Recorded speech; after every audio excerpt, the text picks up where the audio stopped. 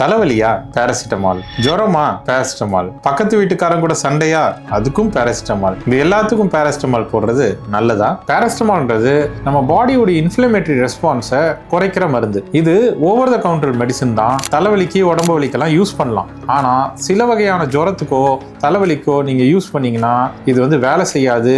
வேலை செய்யாதது மட்டும் இல்ல, இது டேஞ்சராகவும் முடியாது. ஃபார் எக்ஸாம்பிள், டெங்கு மாதிரியான வியாதிகள்ல ரத்தப்போக்கு ஏற்படுறதுக்கு ஏற்கனவே வாய்ப்பு இருக்கு.